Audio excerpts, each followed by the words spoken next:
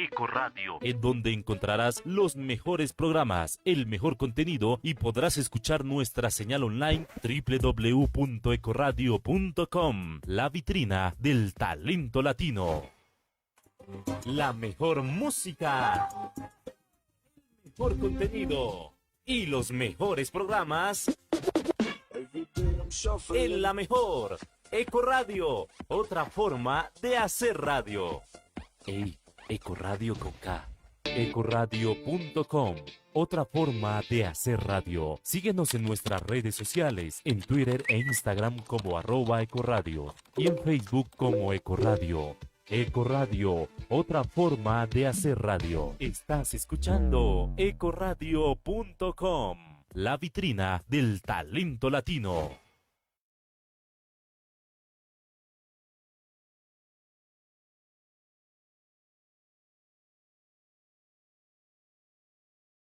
Hola a todos, bienvenidos a Noches de Dakini.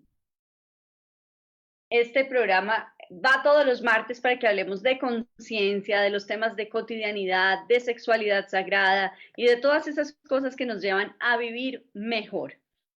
Aquí estamos esta noche teniendo unos retos tecnológicos, pero conectándonos con todos ustedes con un tema increíble que se llama Perros a Cuadros, un estilo de vida. Y estoy muy bien acompañada esta noche, estoy con mi queridísimo y muy admirado Camilo Prieto, doctor Camilo Prieto. Buenas noches, bienvenido a Noches de Dakini, ¿cómo estás? Muchas gracias, un gusto saludarte, un gusto saludarte, Lucía. Pues contento de que vamos a poder retomar la conversación y como les decía hace unos minutos, pues muy pendiente para poder hablar desde el corazón. Claro que sí, y como lo dices, está acompañándonos Lucía Mercado, una integrante de nuestro equipo de producción de Noches de Dakini. ¿Cómo estás, Lucía? ¿Cómo estás esta noche de martes? Bueno, buenas noches a todos los que estaban conectados. Esta ha sido una reunión tecnológicamente a cuadros, pero aquí estamos con ustedes. Qué felicidad compartir juntos. Claro que sí, claro que sí. Entonces ya todos empiezan a llegar. Esta noche estamos transmitiendo por el Facebook Live de @DakiniTantra y también el audio de este programa va por www.ecoradio.com. Y bueno, sin más preámbulos, entremos en materia. Perros a cuadros, un estilo de vida. ¿Por qué traer este tema esta noche? Yo creo que primero que todo hay muchísimas personas que conocen a Camilo Prieto, pero hay también muchas que están del ámbito del tantra y esto, y si de pronto no te conocen, a mí me encantaría que sepan quién es Camilo Prieto. Entonces, les puedo contar, cirujano plástico, o sea, médico cirujano plástico, y es también un activista y una persona que está liderando el movimiento ambientalista colombiano, con estudios en energía y sostenibilidad, conferencista, divulgador de temas, ahorita está incursionando en el tema de también estar en la universidad. Ahorita todas estas cosas nos las va a contar él mismo, pero por encima de todo yo pienso que Camilo Prieto es un líder que ha incursionado en muchísimos temas. Camilo, cuéntanos un poco de ti en este momento, ¿en qué estás? Yo que ando, bueno, estoy tratando de que cada vez lo que he aprendido en la vida, que siento que ha sido un privilegio poder tener la oportunidad de ir a la universidad, el privilegio de poder tener una familia, el privilegio de poder tener un empleo, que todo eso, ese conjunto de privilegios se traduzca en dos cosas. Primero, en una responsabilidad clara y segundo, en un despliegue de acciones hacia personas que no han tenido las mismas oportunidades, porque uno definitivamente no escoge dónde nace, no escoge la casa donde nace, no escoge el lugar geográfico donde nace, no escoge el entorno de inequidades en medio del cual nace, pero uno sí puede decidir qué hace con su vida. Y siento que cuando estamos en un mundo con tantas asimetrías, se hace necesario que generemos esos despliegues a tratar de hacerle contrapeso un poco a la iniquidad que se vive en el mundo. Entonces, eso es, de pronto sonó un poco vaga la respuesta, pero esa es la realidad del trasfondo de lo que en este momento me mueve en la vida. Bueno, pues me encanta la verdad y sí, sí sonó un poco vago porque yo quería que me dijeras Por ejemplo, ahorita vas a empezar a dictar clase en la Sí, Javeriana. Cuéntame un poquito de eso y sí, de la bueno, maestría que acabas de terminar. Te graduaste en plena pandemia. ¿Cómo fue todo eso? sí. Bueno, en varias cosas, pues yo sigo ahorita en la dirección de la ONG Fundación Movimiento Ambientalista Colombiano. Obviamente sigo trabajando como cirujano, pero siempre cada vez más tratando de ejercer medicina comunitaria, los territorios. Y pues sí, di un salto porque acabo de terminar maestría en energía y sostenibilidad con la Javeriana y este semestre empiezo a trabajar en la Universidad del Rosario, por un lado, con la Facultad de Jurisprudencia en la especialización de Derecho Ambiental, en una materia que se llama Salud Ambiental, y a partir del próximo semestre inicio con la Facultad de Ingeniería en la Universidad Javeriana y con la Facultad de Estudios Rurales y Ambientales, en una asignatura que es en pues, dos áreas académicas que son cambio climático y salud ambiental. Entonces, pues me parece muy bonito también tener la oportunidad de retornar a la academia porque pues hace años trabajé como profe, entonces volver otra vez a la universidad es un reto fascinante. Bueno, pues me encanta. Mira que María Ferrer, quien es tu gran amiga y te manda muchos saludos, me decía, óyeme, pero vamos a entrevistar a Camilo y con Lucía también lo decíamos, desde la autenticidad de la manera en la que tú vives tu vida. Pero yo creo que nos quedamos cortos si no contamos un poquito que El perro a cuadros es un libro de tu autoría. Sí, Y eso es es... un libro que Ajá. surge por los desperdicios de agua que sucedían en las salas de cirugía. Camilo, ¿cómo es eso que un médico se da cuenta Ajá. siendo muy sostenible? ¿Cómo fue eso? Bueno, ahí hay una historia muy bonita que además tuve la posibilidad de compartir en su momento contigo, Bonnie. Estaba viendo a ver si de pronto tenía por acá un ejemplar, pero bueno, lo pueden encontrar está en mi página web y también, no sé si todavía queden en Panamericana, ya está la publicación. Este libro tiene una historia y es que nace de una experiencia personal. Muchas personas me preguntan siempre, bueno, ¿y cómo es posible que primero un cirujano plástico, una persona que trabaja muy posiblemente con la banalidad, con la superficialidad y con las cosas de pronto menos relevantes que pueda haber en el mundo, termine involucrado en una causa de una profundidad importante? Entonces, eso tiene varios matices y voy a ir aclarándolos, pero lo primero es que un día que estaba en cirugía, eh, y estábamos, me acuerdo, formulando el plan de manejo ambiental para la habilitación de la clínica. Estaban hablando de la ruta sanitaria y de la cantidad de canecas que tenían que haber en todos los espacios y entendí que todos los residuos biológicos peligrosos que se generaban en una cirugía terminaban siendo incinerados, ni siquiera eran basuras, sino eran incinerados y nos los terminábamos respirando todos. Entonces, cuando empecé a pensar en eso, desarrollé primero un sentimiento de culpa, es decir, uy, no puede ser. Yo estoy haciendo esto y ¿qué estoy haciendo para compensar? Ese fue mi primer móvil, de decir, oiga, yo no estoy haciendo nada y me sentí inútil. Entonces decidí empezar a cambiar un poco mi estilo de vida, un poco mucho, mucho mi estilo de vida, y se fueron sumando cosas, ¿no? Se fueron sumando momentos que le terminan a uno haciendo como un switch en la vida.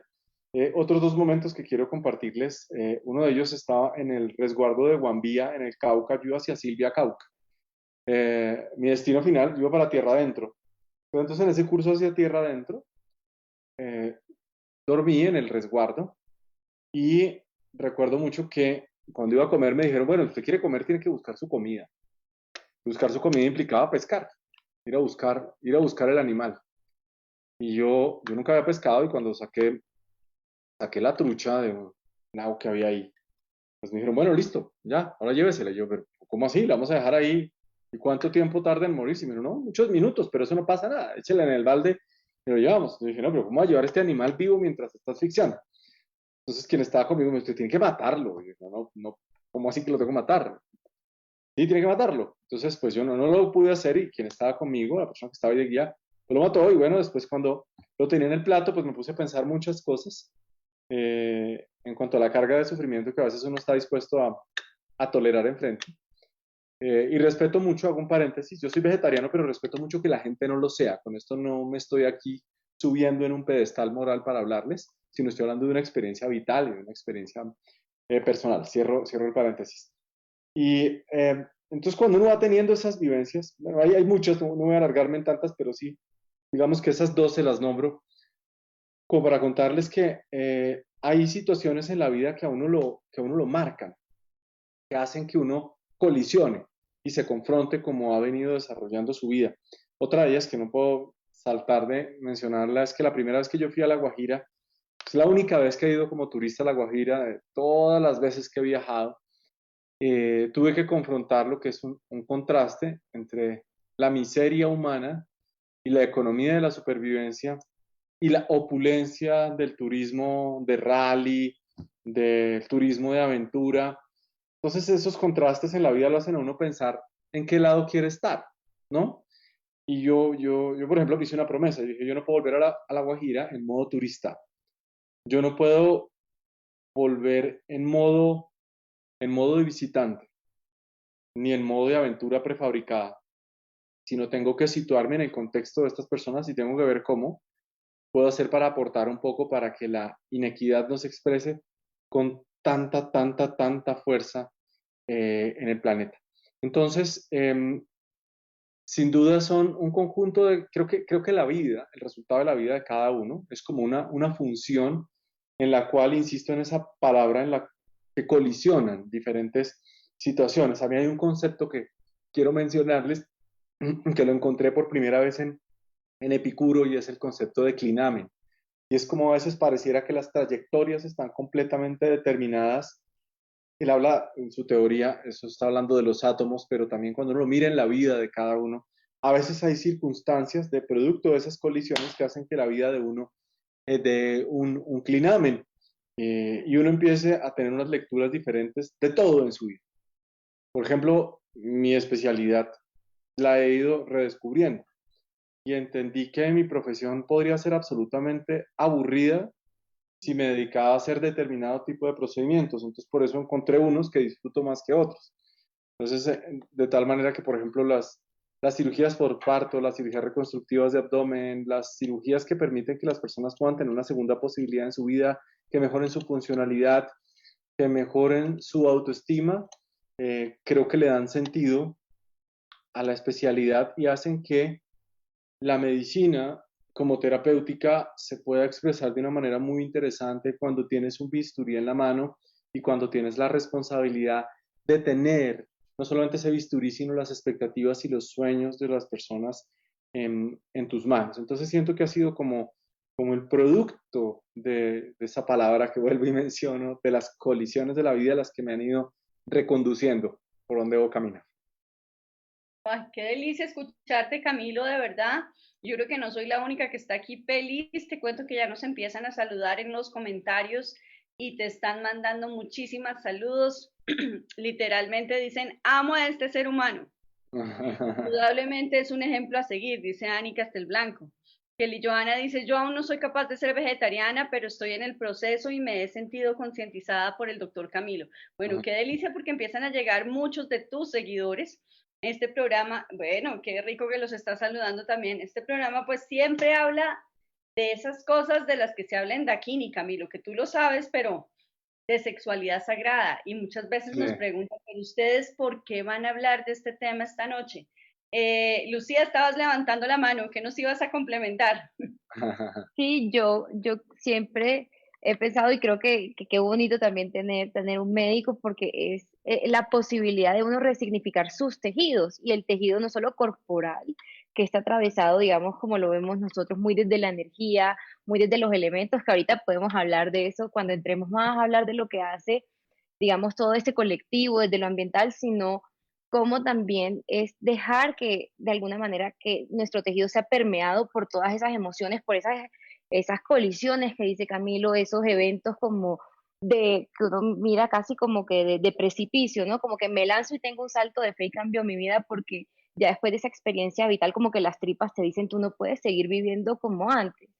Entonces a mí me inspira mucho escuchar a Camilo porque al final uno nada más puede dar cuenta de uno mismo, pero ese dar cuenta de uno mismo es contagioso. Y nosotros también en la práctica hablamos de cómo mi búsqueda de conciencia, no eso lo dice Osho, el único control que vale la pena es el autocontrol, porque ya cuando te controlas a sí mismo, cuando eres un faro para ti, puedes ser un faro para los demás, y creo que aquí todos los seguidores de Camilo ven en Camilo un faro que responde a esa búsqueda interior de la autenticidad, ese perro a cuadros.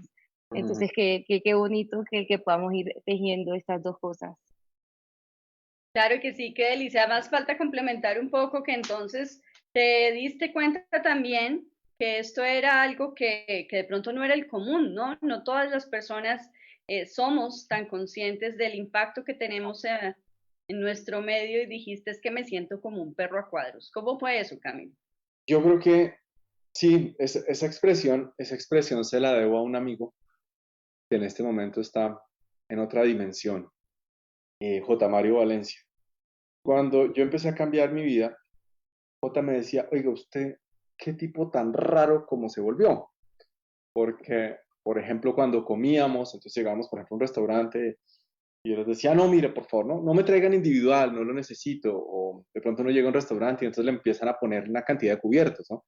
Yo soy excesivamente elemental para ese tipo de cosas. Yo me defiendo, a mí no me tiene que poner los 25 tenedores, los 14 cubiertos, no, esas cosas, pues muy elemental para comer.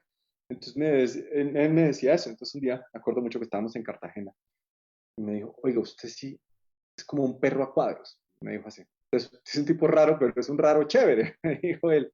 Y yo me quedé pensando en eso y entendí que a veces el ejemplo tenía la gran potencia para educar o por lo menos para generar curiosidad. Y empecé a hacer ciertas cosas, ¿no? Como por ejemplo cargar mi propio pocillo. Entonces empecé a cargar mi propio pocillo en la maleta y cuando llegaba a los cafés, y desafortunadamente ahorita pues con ocasión de la pandemia eso no se puede hacer, ojalá pronto se vuelva a hacer, se puede volver a hacer, pero entonces llegaba a cualquier café y entonces estaban listos los vasos desechables y yo decía, por favor, sírveme en este. Y la gente se quedaba mirando como, este man, ¿qué le pasó? Está chiflado. Entonces, sí pareciera ver que esos comportamientos, tal vez distintos, puedan inspirar, porque uno puede, yo me he dado cuenta que los seres humanos a veces estamos en búsqueda de eso que mencionaban hace un momento, de la autenticidad, ¿no? Y uno lo ve también en la autenticidad como ser ese diferencial, y hay muchas maneras de encontrar ese diferencial. Y uno lo ve mucho, por ejemplo, ahorita en pleno siglo XXI y en este año que, no sé, a través de redes sociales, cada persona quiere construir su autenticidad. Uno ve cómo los influencers hacen cosas particulares, ¿no? Entonces hay gente que, por ejemplo, le parece autenticidad, no sé, el reto de ir a lamer el sanitario de un avión, y eso le parece que genera autenticidad en su vida. Y ese tipo de retos que se inventan, pues bueno, cada uno mira cómo la hace. Mi lectura de la autenticidad es un poco distinta y puede ser no tan auténtica porque de hecho tiene una fuente de inspiración. Esa fuente es Heidegger. Cuando yo leí por primera vez Ser y Tiempo, que de hecho lo sigo releyendo porque cada vez siento que es un poquito más un libro complejo de entender, pero cuando uno se aproxima a la obra de Heidegger, habla mucho sobre, de Martin Heidegger, habla mucho sobre la autenticidad y la inautenticidad. Y cuando uno piensa qué es inautenticidad, o sea, respondiendo desde la negatividad para poder entender qué es la autenticidad. La inautenticidad tiene dos consideraciones. La primera de ellas es la avidez de novedades. Los seres humanos siempre queremos lo nuevo, lo nuevo, lo más nuevo, lo más nuevo, lo más nuevo, lo más nuevo, lo más nuevo. Y usualmente esas novedades asociadas a la materialidad, por un lado, y a veces a querer personas nuevas en la vida, cuando no entendemos a las personas como un fin en sí mismo, sino como un medio, como una cosa. Es decir, cuando cosificamos a los seres humanos, cuando nos cosificamos entre nosotros, también queremos vivir cambiando. Este ya no me sirve, este ya no me sirve, este ya no me sirve. Entonces siempre hay una avidez de novedades. Esa es la primera característica. Y la segunda es cuando nos terminamos olvidando del ser, de las personas, y nos enfocamos en la conquista de los entes, de las cosas. Y vemos entonces cómo a veces pareciéramos abocados hacia un destino que lo único que aspira es a un crecimiento en el orden material, en el orden de la riqueza, podemos caer en esa trampa, y en conquistar entes. Y eso hace que nos perdamos de nuestro verdadero y profundo sentido, que pues cada uno tiene, insisto, sus perspectivas, ¿no? Vamos que desde la mía está en la posibilidad de desplegar lo que he ido conociendo, lo que he ido literalmente disecando y, y construyendo a través de las oportunidades a las cuales he tenido posibilidad de acceder hacia las otras personas. Es decir, creo que procurando responder centralmente la pregunta que me decías ahorita, que yo cómo sentiría que es la autenticidad. En el caso mío, creo que a lo que la asociaría sería a despliegue, a compartir no solo la alegría, sino a compartir el dolor del otro y a entender que el rol que por lo menos yo he encontrado en mi vida es que me quiero ubicar en un lado del mundo que le haga contrapeso constantemente a un mal radical que jamás va a desaparecer. ¿Sí? O sea, ninguno de nosotros va a estar vivo para ver la derrota final del mal radical. Eso no, siendo sinceros, eso no va a pasar. Y eso también pues lo lleva a uno a tener como el término tampoco es mío, es de Odo Marquardt y es dietética de la expectativa y es como a mesurar las expectativas que uno puede tener en la vida y dentro de ese mesurar esas expectativas que yo tengo en la vida va la comprensión de decir, así, al último de mi vida, el mal radical no haya desaparecido del mundo, por lo menos quiero sentir que he hecho el esfuerzo para hacer el contrapeso. Wow, claro que sí. Ese trabajo interior que se puede hacer desde muchas, muchas herramientas, tú has encontrado el camino desde ahí y digamos que otros caminos como por ejemplo el Tantra nos llevan a ese conocimiento interior y empezar un poco a indagar, ¿no? A movilizar esa energía de nosotros a través de nuestros centros energéticos e ir descubriendo poco a poco nuestro impacto en nuestro medio. Y quiero que tanto Camilo como Lucía escuchen esta frase que traje del maestro Osho y él, miren que poco a poco nos está hablando acerca de pedagogía. Osho decía lo siguiente y quiero que ustedes me digan cómo lo sienten. Él decía, los niños están libres del miedo, nacen sin miedo. Si la sociedad puede apoyarlos, ayudarlos a subir a los árboles, escalar montañas y nadar en océanos y ríos, si puede ayudarlos de cualquier forma posible a convertirse en aventureros, aventureros de lo desconocido, si puede crear una gran búsqueda en lugar de darles creencias muertas, entonces los niños se convertirán en grandes amantes de la vida, y esa es la verdadera religión. No hay religión más elevada que el amor. Eso dijo el maestro Osho. ¿Cómo sientes esto, Camilo? Bueno, yo siento que estamos en medio de una sociedad que, como lo diría el filósofo surcoreano Byung-Chul Han, sociedad del rendimiento, la sociedad del cansancio, le ha dado, perdón, por subvalorar el valor de lo sagrado y el valor de la religión, del religatio, o sea, de la relación con lo sagrado. Y se puede decir, no, es que lo sagrado es para tontos, para gente que se deja manipular. La religión es para la gente que se deja embobar. Y eso es un completo error. Y quiero partir de algo. Es respetable que cada persona tenga una conexión distinta con lo sagrado. ¿Cómo pensar lo sagrado? Pues tal vez apelaría a la explicación más bella, o por lo menos a la frase más bella que he podido leer de lo sagrado que hace parte del pensamiento de Schleiermacher, y es entender a lo sagrado como ese sentimiento de dependencia con el infinito. Y hay muchas maneras de llegar a eso. A través de, por ejemplo, como lo hacen ustedes, a través de la sexualidad. Otra persona puede encontrar un camino distinto a través de la religión teísta, es decir, a la religión con Dios, o a la religión teísta, perdón, con Dios. Particularmente, hay caminos que no tienen Dios, ¿no? Por ejemplo, el budismo es un camino de la religión sin Dios, sin necesariamente tener la figura de un Dios. Entonces hay muchos caminos. Y creo que uno de los grandes llamados que debemos hacer es a la tolerancia de la diversidad de caminos, de esa aproximación que se hacen hacia lo sagrado.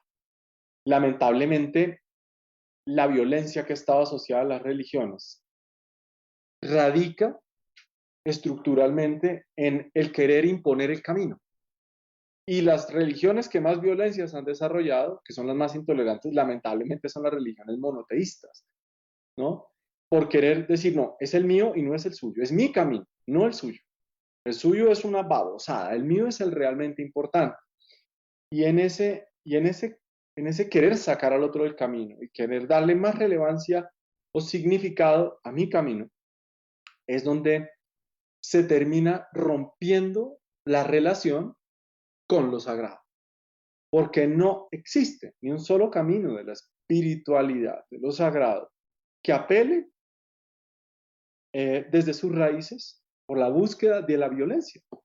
De hecho, hay como una máxima, ¿no? Que tienen todos los caminos de la espiritualidad, todos. Y es no hagas a los demás lo que no quieres que te hagan a ti. Es esencialmente eso. Y quiero atreverme a sugerirme un libro que es de Carl Armstrong, que se llama La Gran Transformación.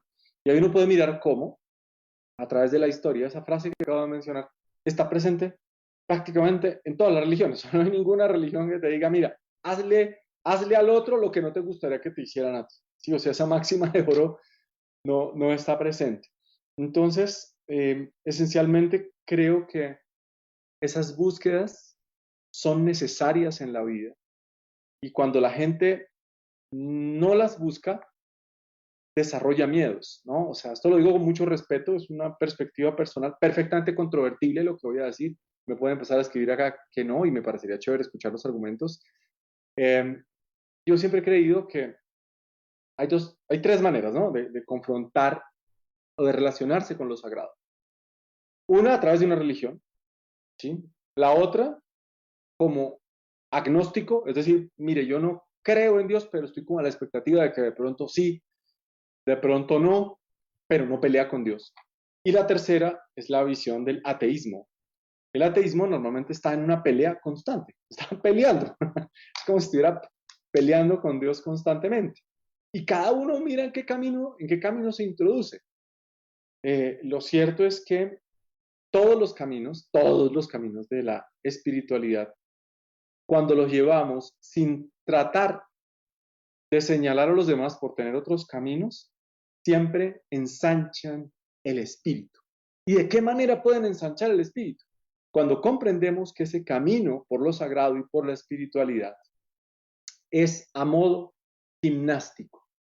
Lo hablaba hace poco en un live de filosofía de la religión que hice por acá en Facebook, usando una frase particularmente de una persona que no era muy religiosa, que era Epicuro, pero Epicuro tenía una máxima, que palabras más, palabras menos, es que la virtud se cosecha a través de la gimnástica de las decisiones, es decir, de las acciones, de cómo yo decido para actuar, ese esfuerzo cotidiano hace que la virtud crezca. O sea, cada vez que tenemos la tentación, literalmente, y no lo digo tentación relacionada con el pecado, sino no miremos como el pecado, sino con la posibilidad de caerse, embarrarla con el otro, cometer errores con el otro, y respetar esa máxima de no le hagas al otro lo que no quieres que te hagan a ti. Cada vez que uno rompe esa máxima, cae, ¿sí? Esa es la caída del hombre.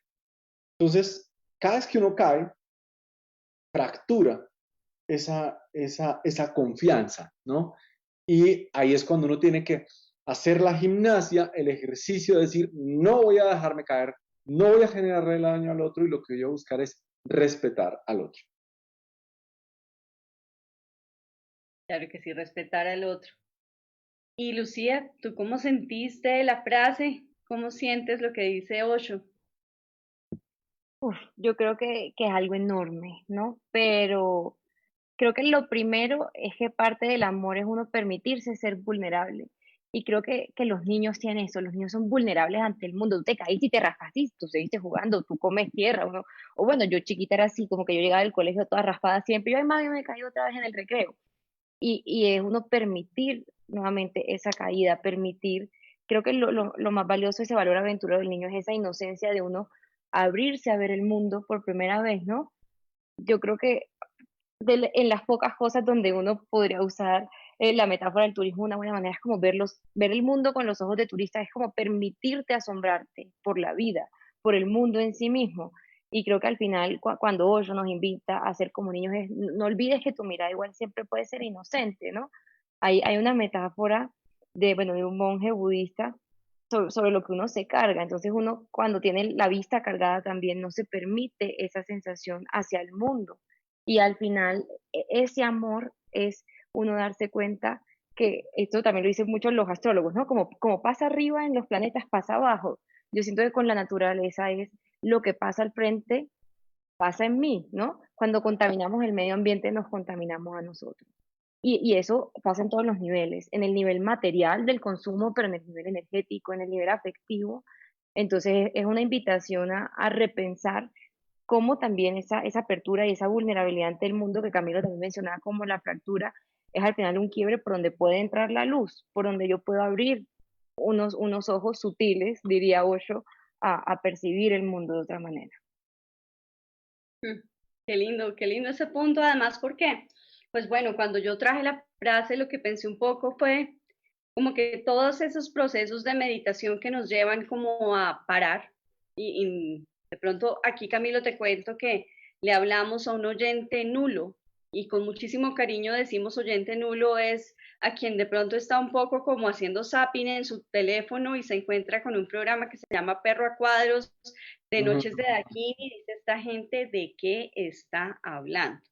Entonces, como que todas las personas que te invitan a meditar o a tomar conciencia de tu cuerpo te dicen, quédate quieto un poco y vas a empezar a darte cuenta de los sonidos a tu alrededor, sientes la superficie sobre la cual estás sentado y empiezas a sentir las sensaciones tan sutiles como puede ser el viento, el aire en tu cara, todas estas cosas de las que nosotros en nuestra cotidianidad, por estar pendientes del trabajo, con los problemas de la familia, porque hay una pandemia, porque cuándo será mi vacuna, o yo qué sé, temas de inseguridad, noticias, etcétera, ¿tú crees que tenemos tiempo de parar y decir, voy a sentir el viento, voy a saber cómo está mi pierna? Como que no lo hacemos, no lo hacemos. Y creo que ahí está el quid del asunto. Entonces, Osho dice, qué lindo sería que la sociedad nos llevara, con la inocencia de un niño, a conectarnos con el todo. Y cada vez nos podemos sentir parte de esto, o sea, si yo me siento parte de este entorno en el cual estoy, puedo empezar a tener una conciencia distinta de ser responsable del impacto que yo tengo como ser en el mundo por estar aquí sentada. Y bueno, te cuento que está muchísima gente conectada saludándote. Voy a nombrar así como por encima personas que veo. Está Liliana Guarnizo, Edilia Prado, Héctor Rivera, Rina Mora, Kelly Joana. Bueno, por ejemplo, va a tomar este comentario. Dice Kelly Joana, sería importante ver a la naturaleza como un sujeto, como una persona, a la cual tampoco deberíamos hacer daño. ¿Cómo nos sentiríamos? Voy a abrir acá. ¿Cómo nos sentiríamos si alguien llenara de basura nuestra casa? ¿Cómo se sentirá el río cuando lo contaminamos? Si nos pusiéramos en los zapatos del río. Y a eso precisamente iba mi comentario, Kelly Johanna, gracias. Uno de los conceptos más grandes del trabajo de conciencia con uno mismo, aunque sea, y no hablemos de religión ni nada, es llegar a conectarnos, a sentirnos uno con el todo. Sentir el río. Entonces, Camilo, ahí sí vienen más historias, yo creo que tú nos puedas decir, no solamente el haber visto ese pez, ese que tú acabas de pescar y se va a morir, sino, yo creo que es que tú sentiste en carne propia eso y ahí arranca el movimiento ambientalista colombiano. Cuéntame más, por ejemplo, de los temas de La Guajira. Pues es muy duro cuando encuentran el siguiente contraste. A mí me sorprende a veces cómo las personas escriben frases en redes sociales, juzgan la realidad de los demás, sin haber pisado jamás esas zonas del país. ¿Sí? Juzgan la gente de La Guajira, juzgan la gente del Chocó, y obviamente eso es completamente injusto, sobre todo cuando uno no se ha conectado con la realidad por fuera. Les puedo dar como algunas frases para hacerse la idea de cómo vive la gente en Colombia. Cuando uno piensa en escasez del agua y que la gente se muera por sed, no tiene que irse hasta África. Lo ve aquí en la península de La Guajira, donde la gente constantemente vive en estrés hídrico, donde tiene que caminar por horas, literalmente por horas, para buscar agua no potable, sino un agua verdosa, malsana, no apta para el consumo humano, pero es lo que hay. Eso es economía de supervivencia. Angeli Alfonso. Hola, Angeli, me acabo de acordar, con Angeli vivimos una situación. Es que una de las veces que estuvimos allá en La Guajira, me acuerdo que unas personas querían llevar donaciones para perritos y para pues, los animales que estaban allá. Y dijimos, bueno, está bien. Entonces, cuando llevamos la donación de concentrado para animales, dijimos, bueno, ¿y ahora cómo vamos a repartir esto? Entonces, había una cantidad de perritos alrededor de esa comunidad. Me acuerdo que, creo que sí, la comunidad de Jalachón, estábamos allá. No, perdón, Guayutba. Y entonces, de pronto, alguien dijo, ya sé, abramos el costal, esparzamos el concentrado para que los animales puedan comer. Entonces, cuando rociamos el concentrado en el piso, en menos de 10 minutos ya no había concentrado en el piso, pero no porque se lo estuvieran comiendo los animales, sino porque los niños se han tirado al piso a comerse el concentrado y a guardarlo dentro de su ropa, igual que los adultos. Y eso fue en el año 2017, más o menos, 2016, 2017. Y eso pues lo aterriza uno en el país en el que vive, ¿no?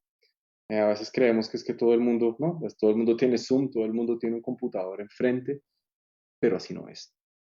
Por ejemplo, ahora que estamos con un proyecto en un colegio rural, en Cuiza, en Alta Guajira, ese proyecto, por ejemplo, que es en un colegio, sí, le hemos llevado energía fotovoltaica, todo, pero es un colegio que, ¿cómo le vas a pedir que tenga alternancia? Todo el mundo hablando acá de alternancia, un lugar donde ni siquiera llega el internet.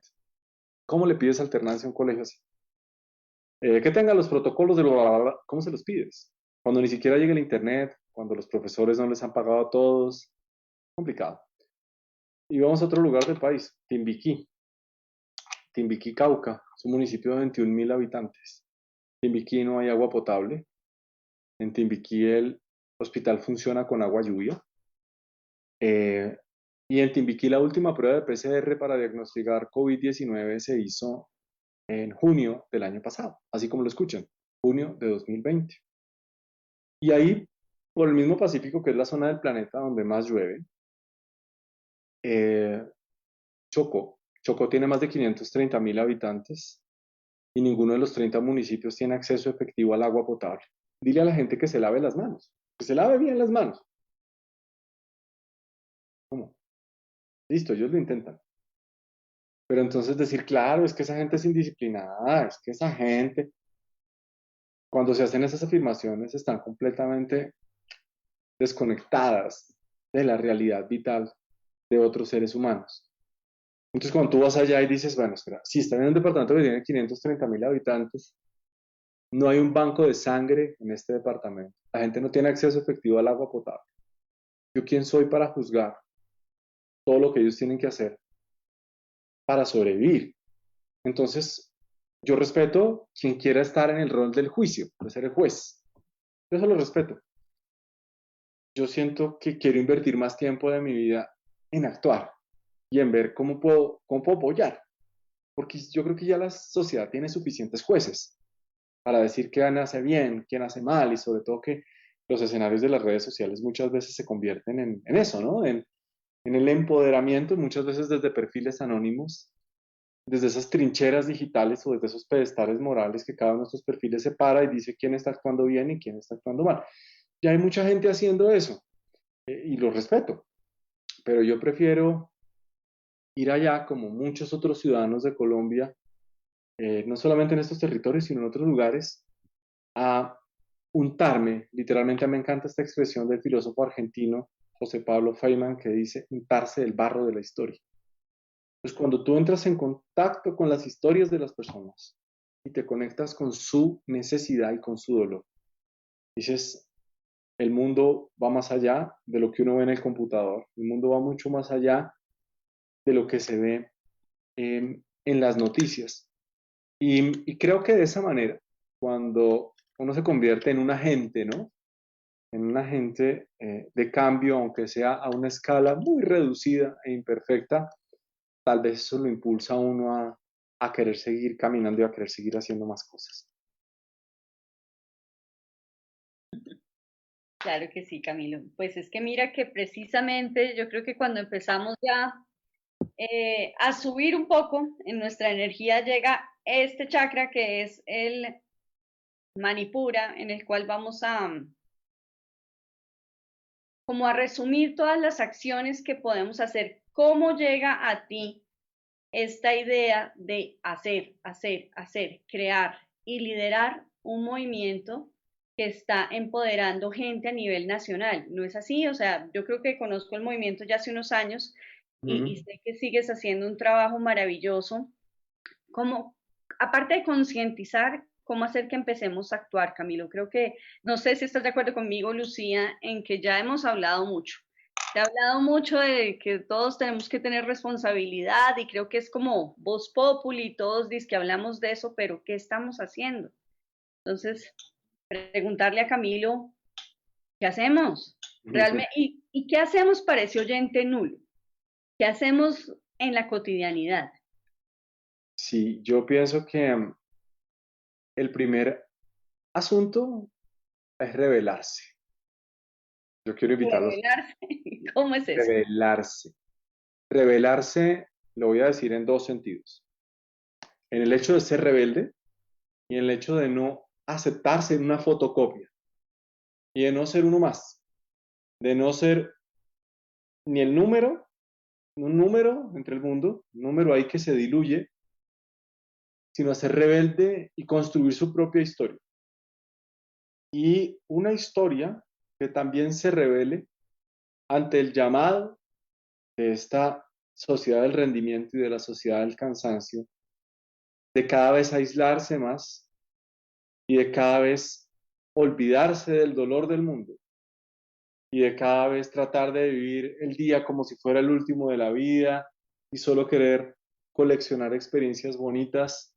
No, revelarse antes y revelarse para comprender que también tener experiencias con el dolor de los otros y dejar de ser espectadores indiferentes y no permitir un mal consentido, ¿no? Porque cuando yo me quedo callado ante el dolor y ante la injusticia, estoy dándole espacio para que ésta crezca.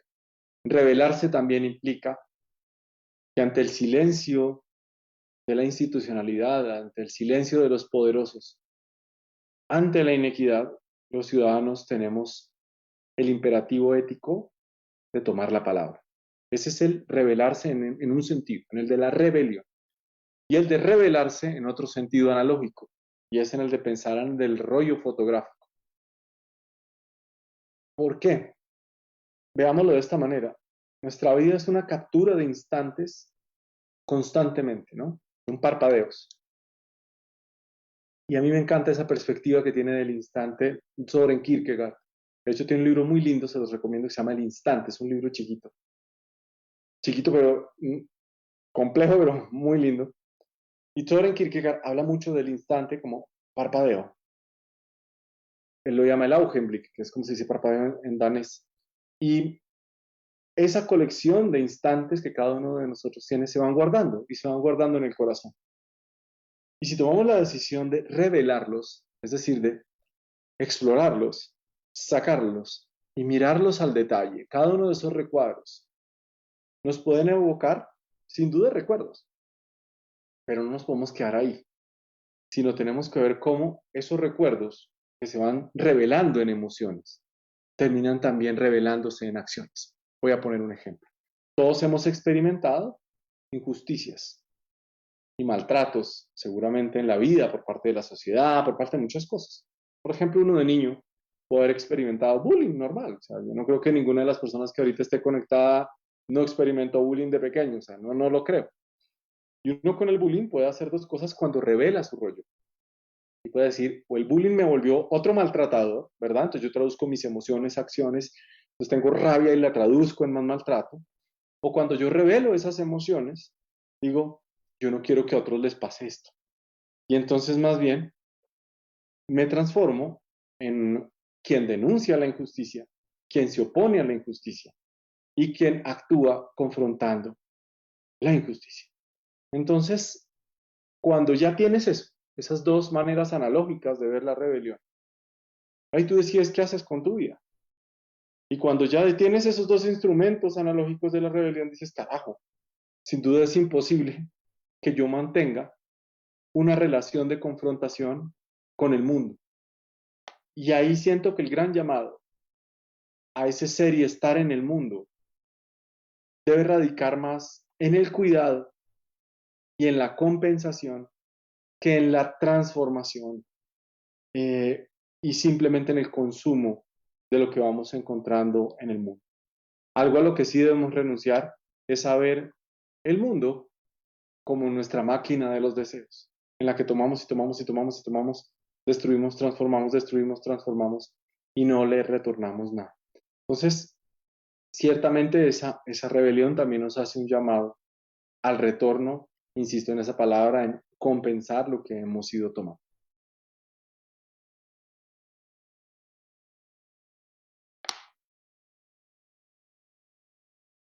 Camilo, creo que has dicho cosas supremamente profundas y cuando hablas de rebelarse, me haces incluso pensar en Benjamin, ¿no? Como en esta era de la reproductibilidad técnica, que todo sale como masivo en fotocopias, cuando nos detenemos a revelar nuestra verdadera imagen, ¿no? Porque de Ujú. alguna manera esa imagen revelada también tiene un contenido aurático, ¿no? Tiene un contenido espiritual importante si seguimos pues en Benjamin y yo pensando en todo esto que tú dices, además pues de esta historia como en retorno, ¿no?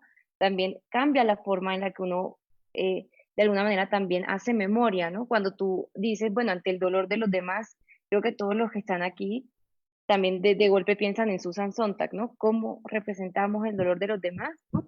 Y al final creo que uno puede teorizar mucho, pero empuñar la palabra o empuñar el discurso, al final el discurso es lo que yo articulo en mi pensamiento, pero en coherencia con la praxis, ¿no? Que es al final, nosotros hace 15 días hacíamos un programa sobre los bloqueos emocionales, ¿no?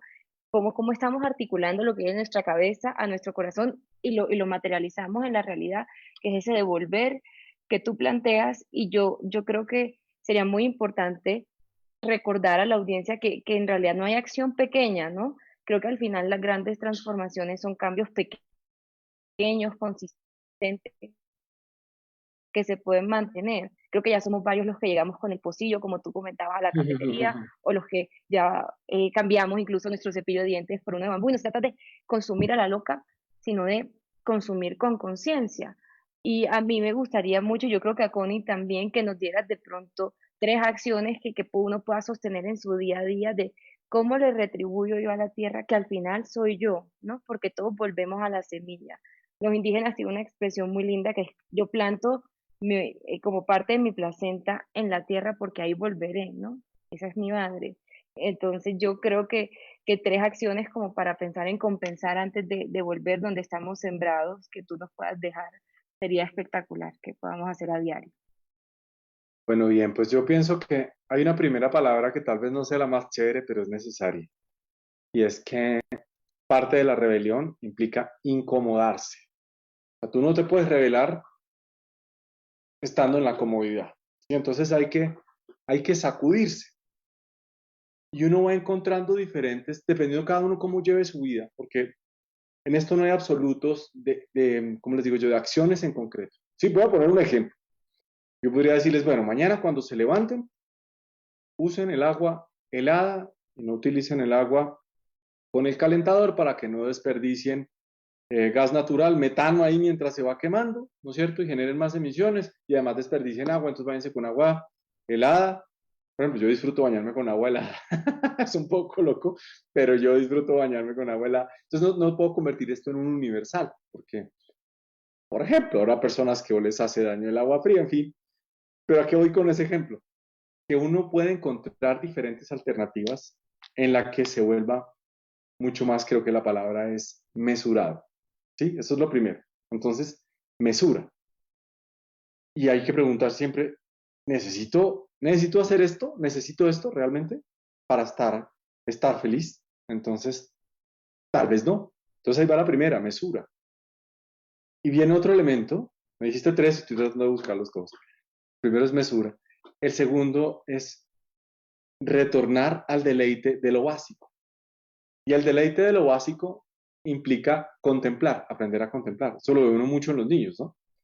El niño se disfruta mucho mirando, entonces a veces le dan el regalo en la cajota y un súper regalo y el niño se queda contemplando la caja, porque mira otras cosas completamente diferentes. Y de hecho, esto está muy relacionado también con la salud. O sea, por ejemplo, una persona cuando va a un bosque, hay una estrategia que tienen los japoneses que de hecho tiene evidencia científica y es el uso de los 5 sentidos cuando vas a un bosque. Entonces, ese hecho de retornar a lo básico, de contemplar, sentir, oler, tocar, escuchar, te conecta de una manera distintísima con el mundo y con los otros.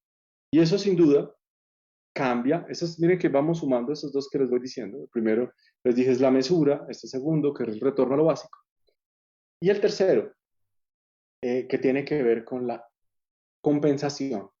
Y la compensación tiene varias maneras de apalancarse en la vida. Por un lado es el retornar, ¿no? Como uno convierte los privilegios en responsabilidades. Cómo convierte uno lo que toma del planeta en pensar cómo se lo devuelve, ¿sí? Una de esas estrategias, claro, son las siembras. Otra estrategia de esas es participar en las campañas que se hacen para promover sostenibilidad. Otra de esas estrategias es ver cómo le ayudas a otras personas, porque todos siempre conocemos a alguien que está en la mala. Siempre conocemos a alguien que la fortuna nunca le ha sonreído. Y conocemos a personas que usualmente están abrazadas por el miedo. Entonces, qué bonito que en medio de todo esto uno diga, parte de mi compensación es compartir con esas otras personas. Entonces, la compensación tiene una cantidad de dimensiones increíbles, pero siento que cuando uno empieza a ver la vida de esa manera, como si uno tuviera un ecualizador enfrente, ¿no? Entonces uno empieza a mover un poquito de acá, otro poquito de acá, otro poquito de acá, y cada uno a su manera va encontrando el balance adecuado. Fíjense que en decisiones cotidianas tan elementales como por ejemplo decidir usar el carro o no para determinadas situaciones, o determinadas situaciones de usar el transporte público o no, o preferir caminar, uno ahí puede utilizar el ecualizador para eso.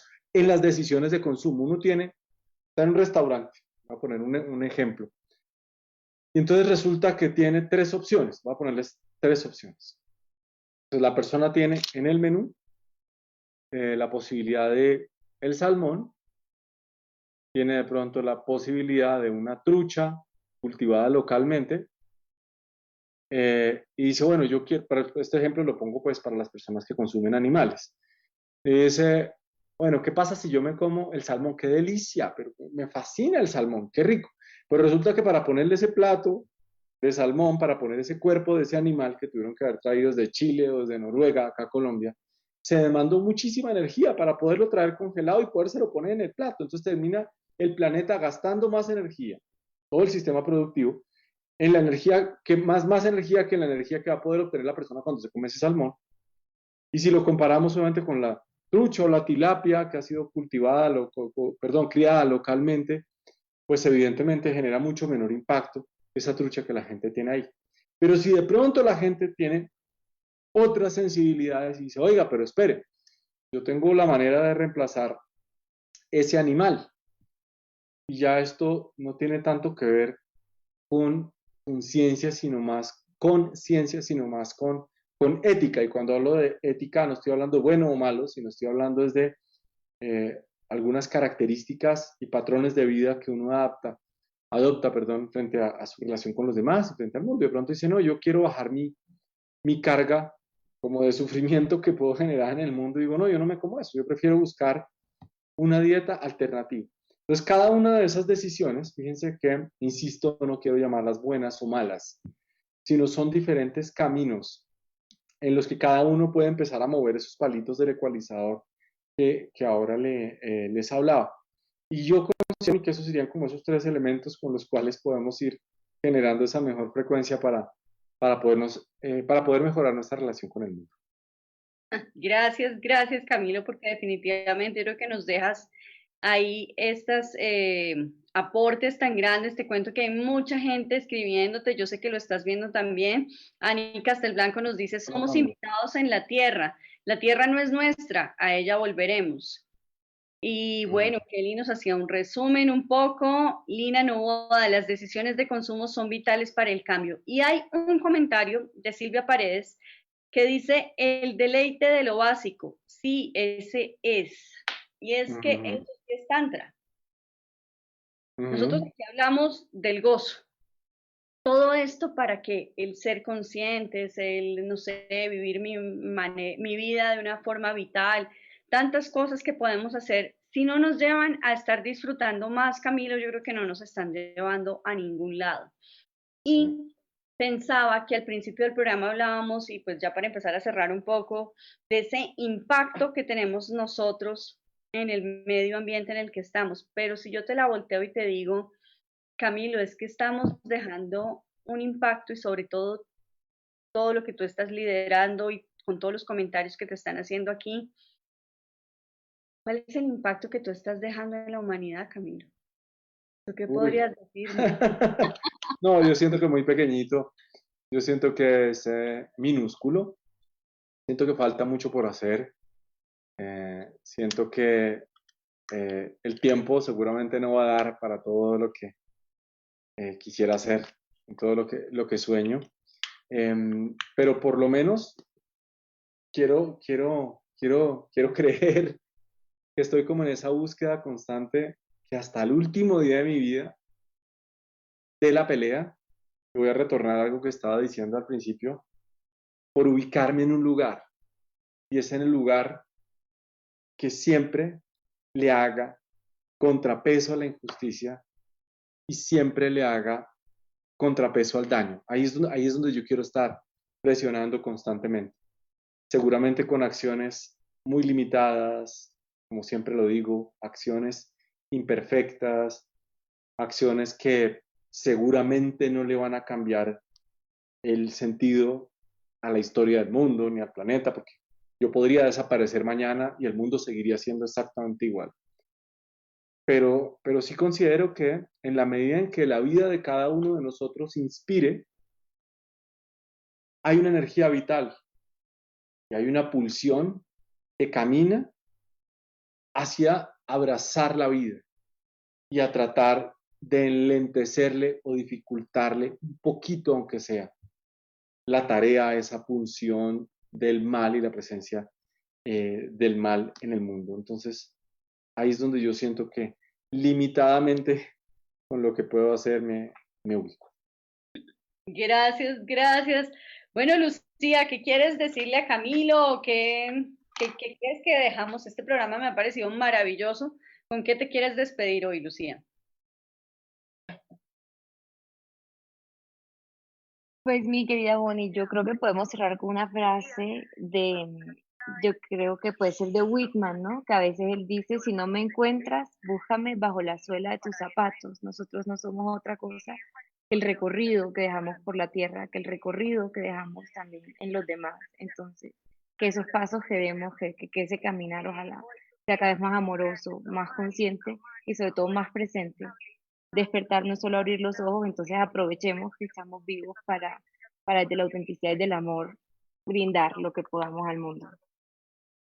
Claro que sí, yo me quedo y les cuento a todos, gracias por sus comentarios, a Kelly Joana también, que nos dice herramientas valiosas que nos regala Doc, que no se nos pierdan, pues claro que no. Yo me quedo con que esa autenticidad tiene que ver con la coherencia entre lo que yo pienso, siento, pienso, digo y hago. Con eso le aprendo a Camilo Prieto en el día de hoy. Camilo, qué delicia hablar contigo, estábamos tarde de tenerte en este espacio. Pues muchas gracias. Para ustedes una feliz noche y de verdad agradezco mucho esta oportunidad de poder tener esta conversación tan especial, porque así la siento. Mil gracias. Gracias a ti, feliz noche y a todos ustedes. Gracias por conectarse a Noches de Daquini. Este programa sucede todos los martes a esta hora. Que tengan una feliz noche. Chao, chao.